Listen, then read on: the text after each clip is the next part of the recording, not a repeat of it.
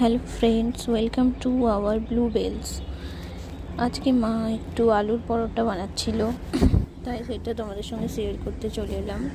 এটা আমার প্রথম ভিডিও। তো প্রথম ভিডিওতেই আমি আমার মায়ের রান্না দিয়ে শুরু করছি। তো মা এখানে হঠাৎ করে আলুর পরোটা বানাচ্ছিল, তাই তোমাদের সঙ্গে সেটা শেয়ার করছি। তো আলুর পরোটাগুলো খুব সুন্দর হয়েছিল খেতে, দেখতে অসাধারণ। আর তার সঙ্গে মা বানিয়েছিল একটু চিকেন কষা। তো চিকেন কষাটা আমি তোমাদেরকে একটু শেয়ার করছি।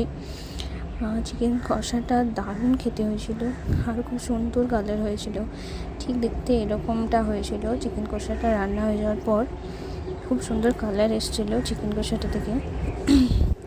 তার সঙ্গে মা আর বানিয়েছিল গাজরের হালুয়া। মা এটা আগে থেকে বানিয়ে রেখেছিল, খুব সুন্দর হয়েছিল, হালকা মিষ্টি।